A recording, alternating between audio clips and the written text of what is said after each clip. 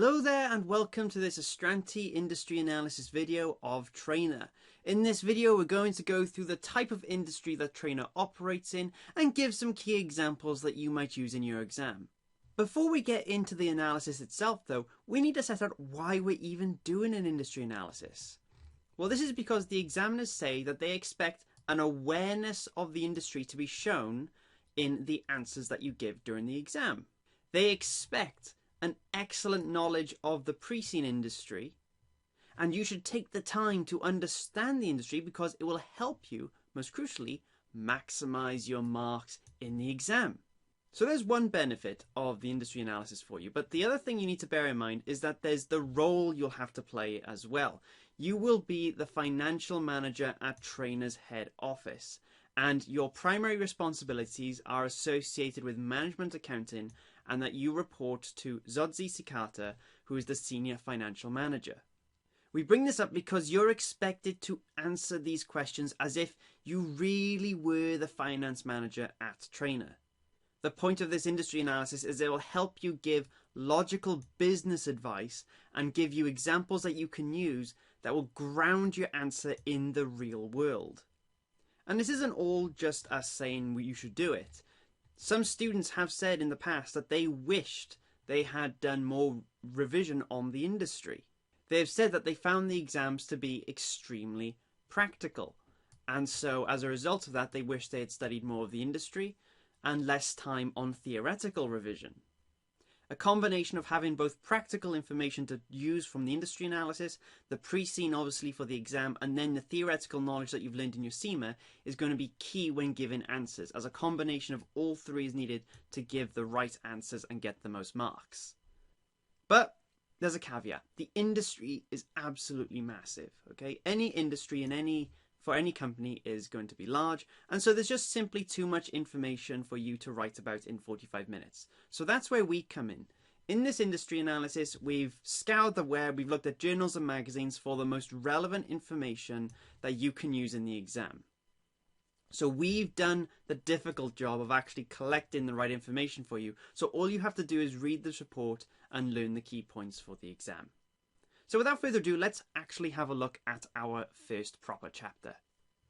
So chapter 2, we always start these industry analyses with a look at the history, because it's important to know where the training industry has come from.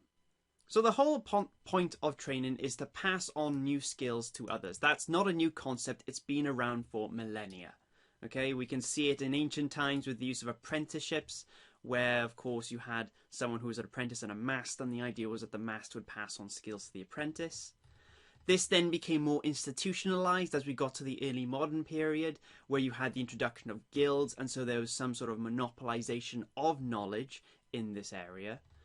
But it wasn't until we got closer to the modern era with the Industrial Revolution, and particularly in the post-war era, where we not only saw an increase in demand for both skilled and unskilled workers, and so that required training in and of itself, but then in the post-war era we saw companies starting to develop and creating their own training departments. So it was becoming more and more recognised, especially in the academic circles, that training was an important aspect of business.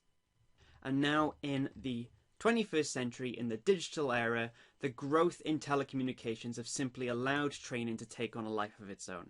Nowadays, training is moving increasingly online or into the hands of many different providers who offer specialist training.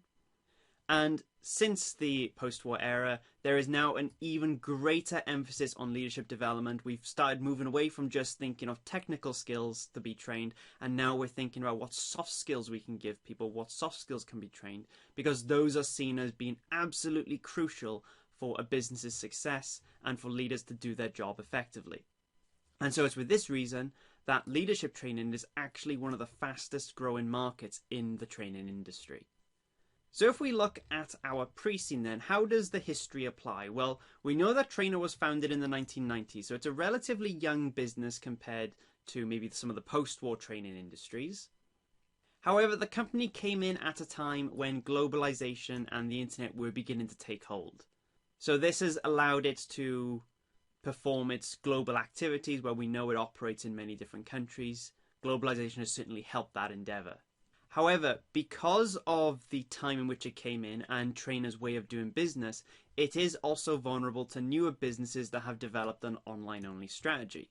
Trayyner only uses on-site classrooms, but other providers may only provide online classes through webinars, virtual classrooms, maybe even only online documents, so a classroom is completely gone.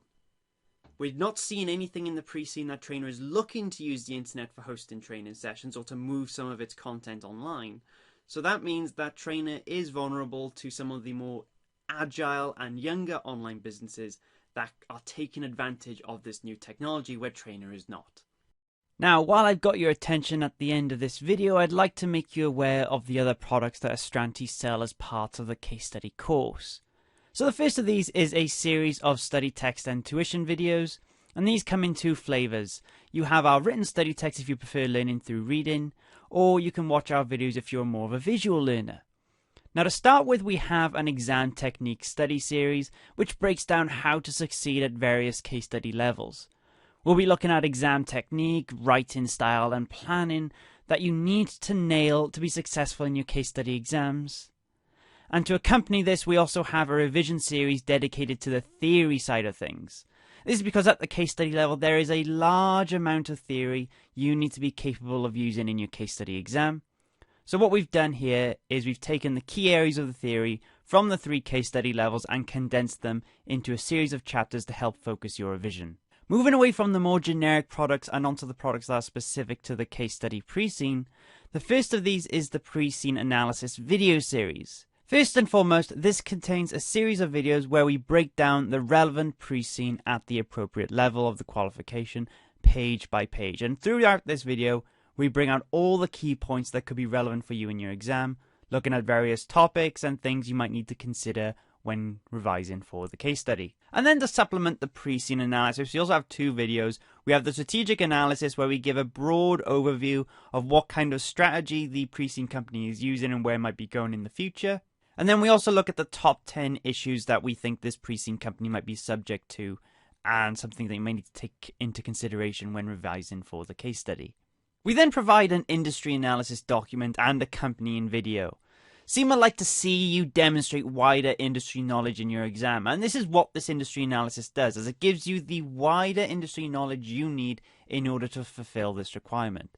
Essentially what it is, it's a large document that we've compiled on all the relevant industry information that we have gathered so that you don't have to do the revision yourself. And then to accompany this, we of course have a video that goes over this document to pick out some of the key points for you if you prefer that. We also produce a number of mock exams for every sitting.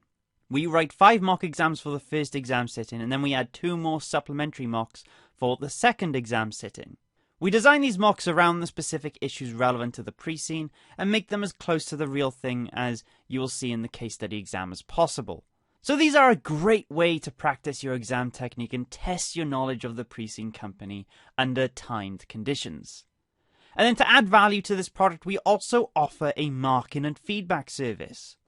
So we have a range of highly skilled finance professionals working as freelance staff for us, and it is these staff that provide the marking and feedback service. So this is a great service to use in conjunction with our mock exams, as it gives you a great idea of how you're progressing in the areas you need to work on for your case study exam. And then if you're in need of extra exam practice, we also provide a more generic question pack product.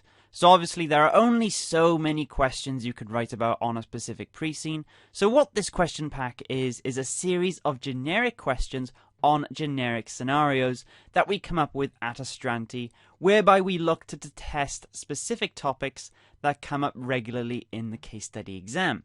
So if there is a particular topic you are struggling with and we've only tested once in our mocks, and you'd like more practice on it, then these question packs will be a great product for you to turn to. The penultimate product on this list is a product for those of you who would like to get a full overriding picture in terms of your revision all at once, and these are our masterclasses. So these are our expert tutors who hold 2 masterclasses every exam sitting, and these essentially cover all key aspects that you're going to need to know for your relevant exams. So from particular theories to analyses of the pre-scene, all the way through to tips and tricks you can use in your exam. And finally, such is the confidence we have in the quality of our product that if you do purchase a full course from us and you unfortunately do not pass your exam using our product, then we will offer what we call a pass guarantee. So if you did not pass your exam after purchasing our full course, then you will receive the materials for the next exam sitting free of charge. Okay, thank you very much for listening to that. I hope you find our products useful, and of course I would like to wish you the best of luck in your exam from everyone at Astranti.